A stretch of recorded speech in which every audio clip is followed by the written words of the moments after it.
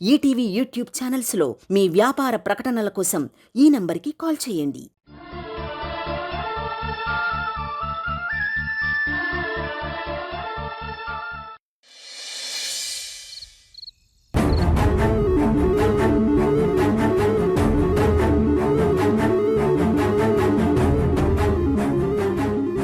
ఏంటి శాంతమ్మ, అర్ధరాత్రి అవుతోంది, వేణింకా రాలేదు.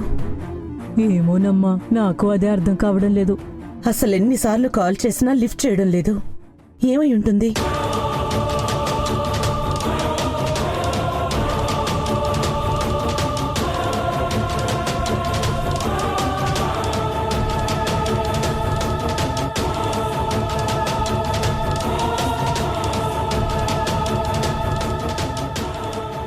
ఫోన్ కూడా లిఫ్ట్ చేయడం లేదు. ఎందుకన్నా మంచిది, ఒకసారి కార్తీక్కి కాల్ చేసి అడుగుదాం. తనకి చెప్పి ఎక్కడికైనా వెళ్ళిందేమో తెలుస్తుంది.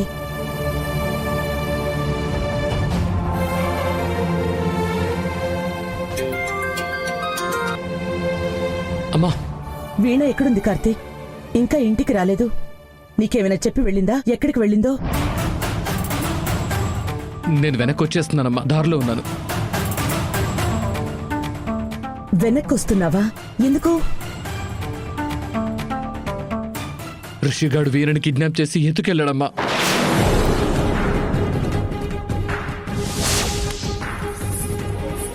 పోన్లే అనుకున్న ప్రతిసారి దిగజారిపోతున్నాడమ్మా. చివరికి ఇది ఎంతవరకు వచ్చిందంటే అర్ధరాత్రి ఒక ఆడపిల్లని కిడ్నాప్ చేసి ఎత్తుకుపోయేంత వరకు వచ్చింది. నేను వచ్చేస్తున్నానమ్మా, నేను వచ్చేస్తున్నాను. ఏమైందమ్మా?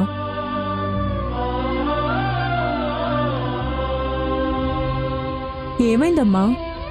భగవంతుడా, వీడెందుకు ఇలా చేస్తున్నాడు? ఎందుకు వీడిలా తయారయ్యాడు?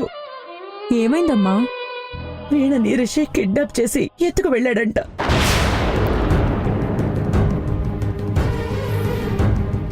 కార్తీక్ వెంటనే నేను వెనక్కి వస్తున్నాను అని చెప్తున్నాడు.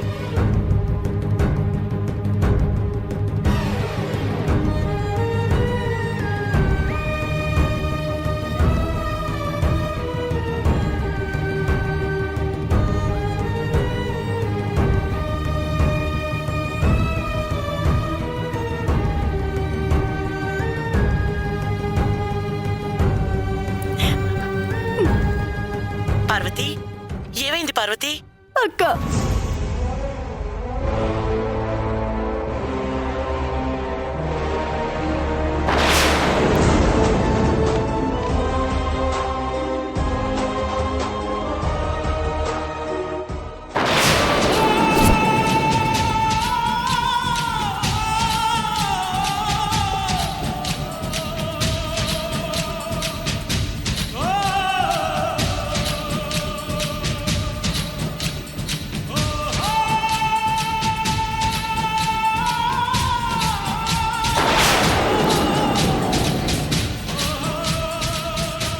అక్క, ఇవన్నీ చూస్తూ ఇంకా ఇక్కడ ఉండడం నా వల్ల కాదక్క. నువ్వు ఇక్కడికి వచ్చాయక్క, నేను వెళ్ళిపోతాను. నేను ఇక్కడ ఉండలేనక్క.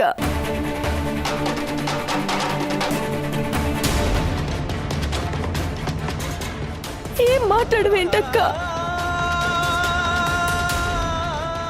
నా కడుపున ఒక రాక్షసుడు పుట్టాడు అని మాట్లాడమంటావా? నేనక్కడికొస్తే వాణ్ణక్కడ చూసిన మరుక్షణమే వాణ్ణి చంపేస్తాను అని చెప్పమంటావా?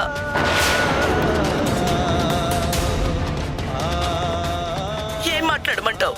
భర్త చేసిన పనుల వల్ల మనసు చచ్చిపోయింది. ఇప్పుడు కొడుకు చేసిన పని వల్ల మనిషే చచ్చిపోయానని చెప్పమంటావా? అసలు ఇలా జరుగుతుందని నేను అసలు ఊహించలేదక్క.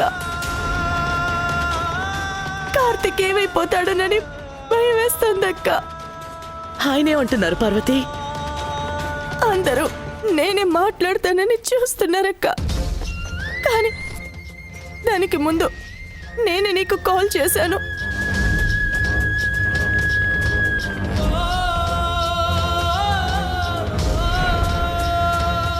ఇవన్నీ చూసి భరించే ఓపిక నాకింక లేదు పార్వతి. నాకు చావన్నా వచ్చుంటే బాగుండేది.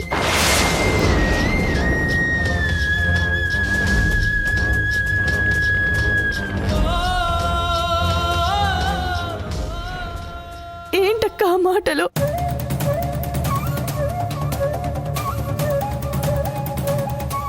వీణెక్కడుంది పార్వతి? తన బెడ్రూమ్లోనే ఉందక్క. పోలీస్ స్టేషన్కి వెళ్తానని పట్టుబట్టి కూర్చుంది.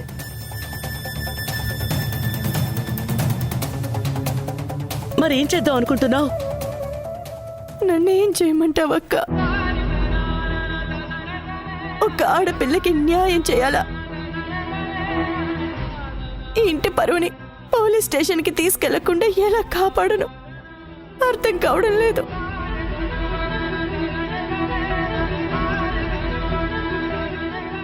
నాకేం చేయాలో అర్థం కావడం లేదక్క. నిర్ణయం మీదే పార్వతి. ఇంటి పరువు పోతుంది, వాడి లైఫ్ ఏమైపోతుందో అని ఆలోచించమని నేను చెప్పడం లేదు. ఖచ్చితంగా వాడిని చంపేస్తాను. అక్క అక్క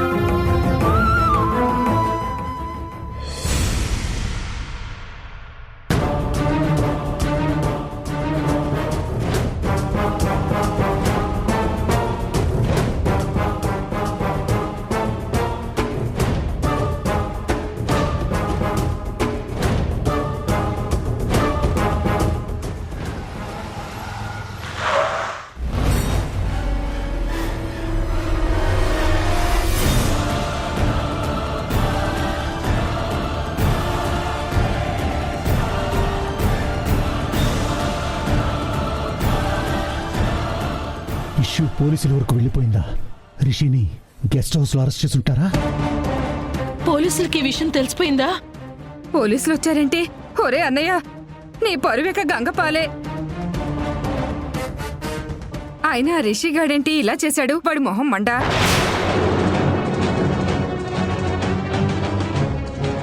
లోక్నాథ్ గారు, మీతో కేసు గురించి మాట్లాడడానికి వచ్చాను. ఏం కేసు అండి? ఏం లేదండి, మీ ఆవిడ సరస్వతి గారు కనిపించట్లేదని కంప్లైంట్ ఇచ్చారు కదా, ఆ కేసు విషయంలో నాకు జీరో ఇన్ఫర్మేషన్. మీకేమైనా కాల్ చేసిందా? ఆ ఇష్యూ ఏమైనా సార్ట్అవుట్ అయిందా? అది కనుక్కోవడానికే వచ్చాను. అమ్మయ్యా, ప్రాణం వచ్చినట్టుందిరా నాయనా. వీళ్ళు కూడా ఇది అడగడానికి ఇప్పుడే రావాలా? అన్నయ్య, నీకెక్కడో లక్కుందిరా, బతికిపోయావు. లేదండి, సరస్వతి గురించి మాకు ఎలాంటి ఇన్ఫర్మేషన్ లేదు. మేమందరం కూడా తన కోసం సెర్చింగ్లో ఉన్నాం. Sorry for saying this. మేం కూడా చాలా ప్రయత్నిస్తున్నాం. ఖచ్చితంగా ఆవిడ ఆచూకీ తొందరలోనే తెలుస్తుంది. We try our level best. Yeah, thank you. ఈ ఇష్యూ మీద మీకు ఎలాంటి అప్డేట్ లేదంటారా? లేదండి. వస్తాను.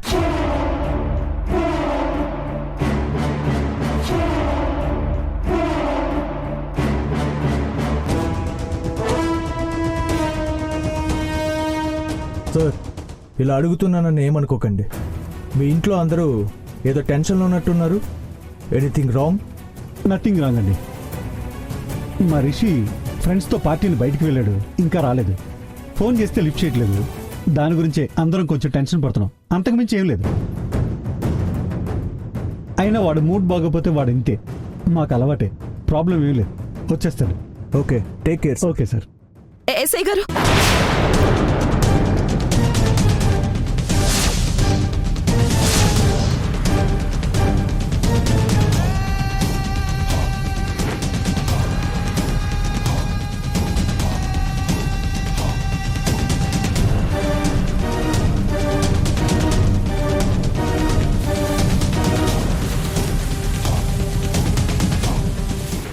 ఏం లేదు, కాఫీ అన్న తాగుతారని.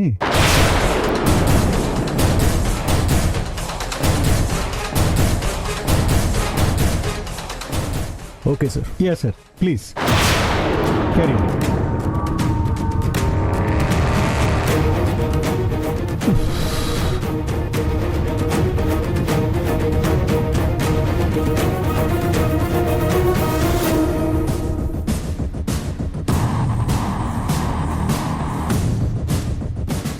లేదత్తయ్య, నేను పోలీస్ స్టేషన్కి వెళ్తాను.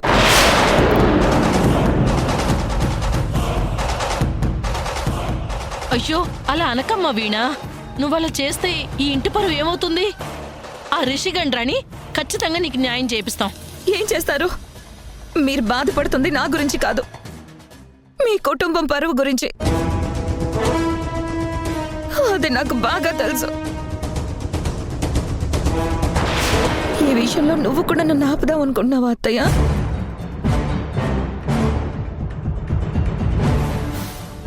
అది కాదు వీణ.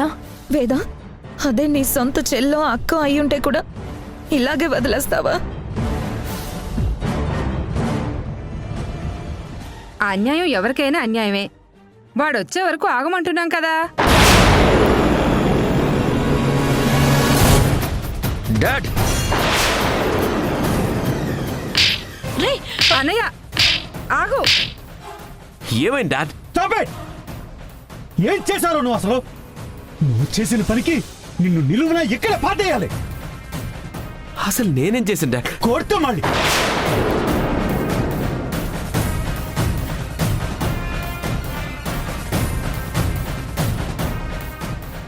వీణా, నువ్వే రాత్రంతా మత్తులో వీణని బలవంతం చేసి మృగంలా ప్రవర్తించి ఇప్పుడేం చేశాను అని అడుగుతున్నావా? అసలు నువ్వు మనిషివేనా? నేనా? నేను వీణానేం చేయలేదు. చేసిందంతా చేసి సిగ్గు లేకుండా మాట్లాడు కృషి. అరే నేనేం చేయలేదు వదినా. ఏం చేయలేదా? ఏం చేయలేదు కదా, మరి ఇదేంటి?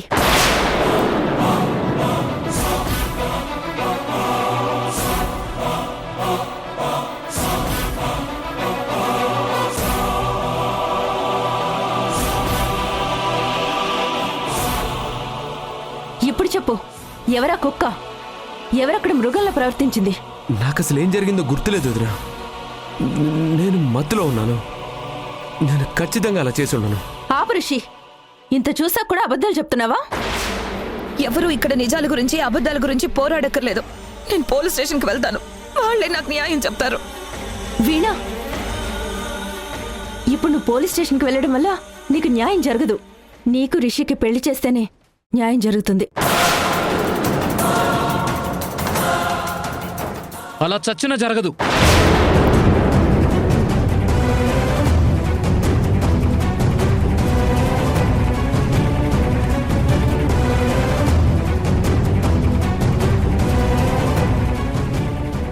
వీణ నాది. ఇప్పుడు జరిగిన ఒక తప్పు వల్ల నా వీణను నేను వదులుకోను.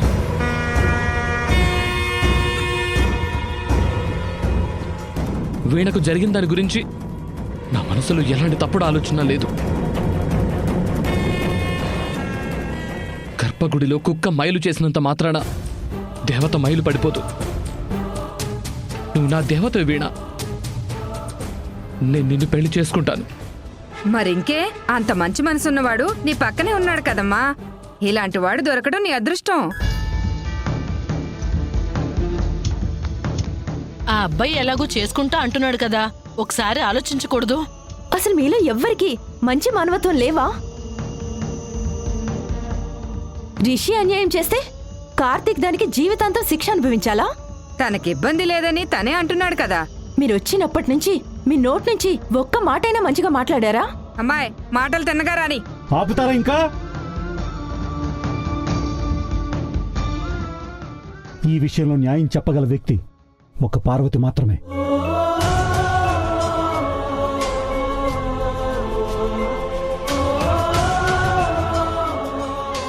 అమ్మా చెప్పమ్మా, వీణని నేను పెళ్లి చేసుకుంటానమ్మా. నువ్వు నన్ను చేసుకున్నా నేను నిన్ను చేసుకోలేను బావా.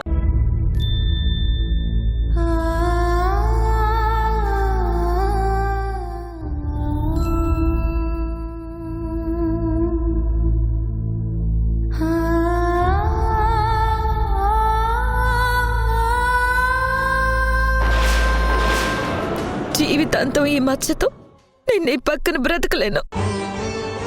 దయచేసి నన్ను వదిలే బావా. వీణా, బావా, నీతో బ్రతికే అదృష్టం నాకు లేదు బావా. ఈ జన్మకి నా బ్రతికెంతే. వదిలే బావా.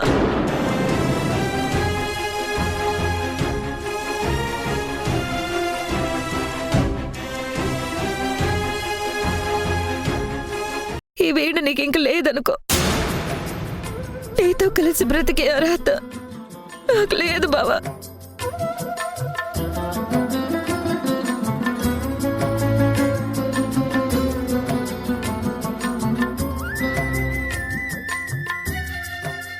అమ్మా, ఏం మాట్లాడవేంటమ్మా? వీణు చూసావా ఏమంటుందో? నువ్వైనా చెప్పమ్మా.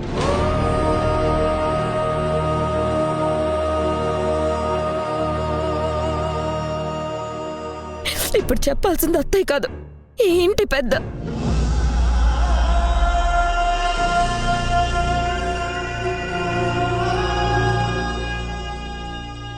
నేనే న్యాయం చెప్పాల్సి వస్తే వేద చెప్పింది నాకు కరెక్ట్ అనిపిస్తుంది.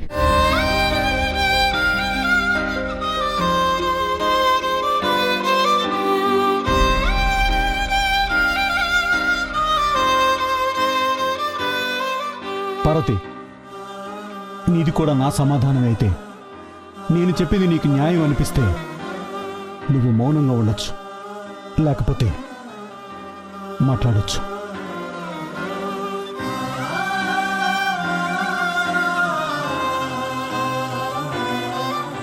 అమ్మా,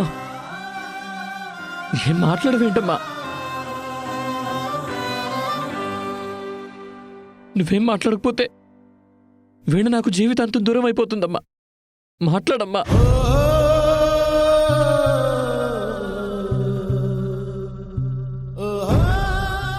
అమ్మా, నిన్నే.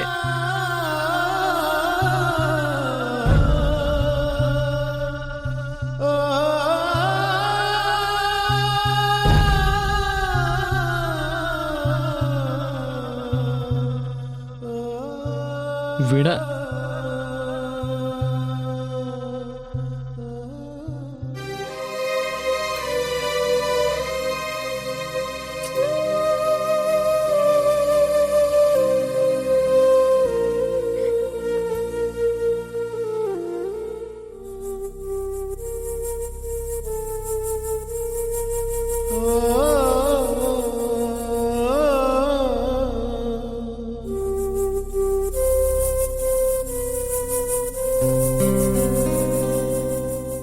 కనురెప్పల కాలంలోనే కథ మొత్తం మారిపోయిందే.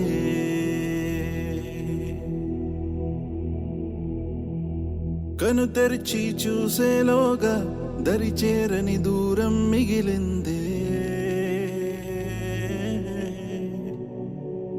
ఇన్నాళ్ళు ఊహల్లో ఈ నిమిషం శూన్యంలో మిగిలానే ఒంటరినై విడిపోయే వేడుకలో జరిగినది వింతేనా? మన పయనం ఇంతేనా?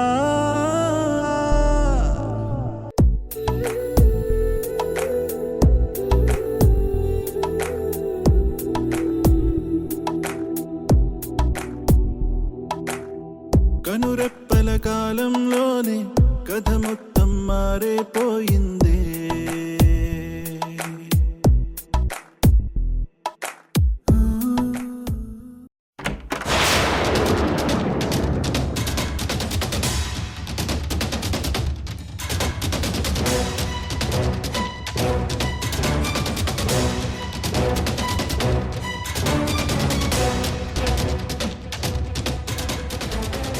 పోయింది, నా పరువు మొత్తం పోయింది. ఇప్పటి వరకు నాకు తగ్గ వారసుడు అనుకున్నాను, తీశాడు. నా పరువు మొత్తం తీశాడు.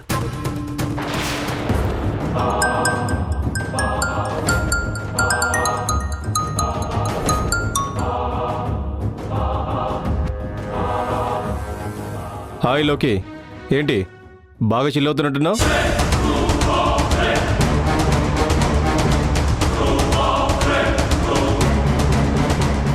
ఏమైందిరా నీకు అలా ఉన్నావు? పోయిందిరా. ఎన్నో ఏళ్ళు ఎంతో కష్టపడి సంపాదించుకున్న నా పొరుగు మొత్తం గంగలో కలిసిపోయింది ఈ చెత్త నా కొడుకు వల్ల. ఏమైందిరా? ఆ రిషిగాడు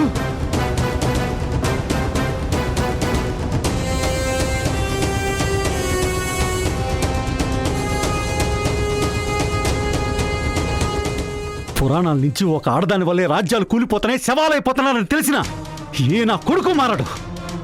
మన మగజాతి మారదరా, మారదు. అప్పటి నుంచి ఇప్పటిదాకా ఒకటే కారణం, ఆడది.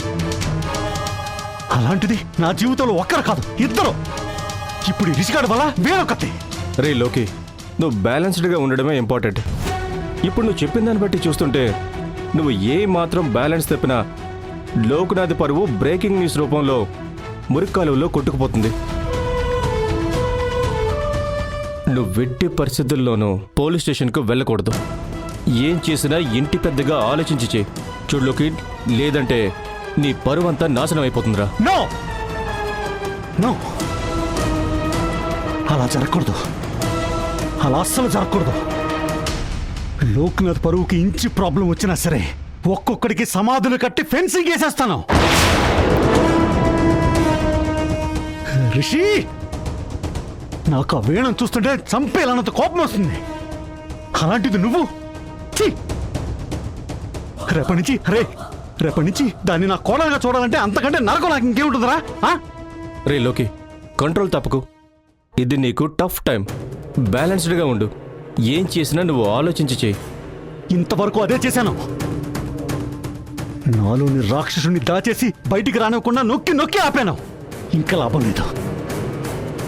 ఇప్పుడు ఈ సిచ్యువేషన్ని డూ ఆర్ డైగా మారుస్తాను. ప్రతి సిచ్యువేషన్ నాకు టైం ఇచ్చేది, కానీ ఇప్పుడు సిచ్యువేషన్కే నేను టైం ఇస్తున్నాను. రెండు అవకాశాలు.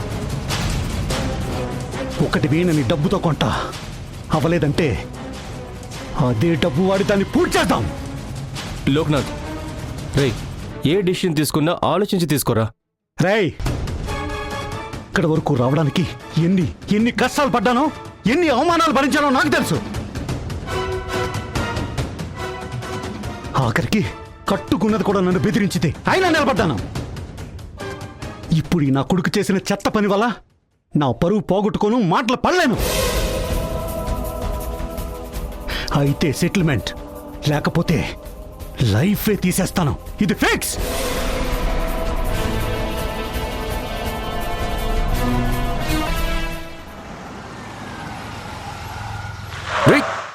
కళ్ళు దుబ్బాయా?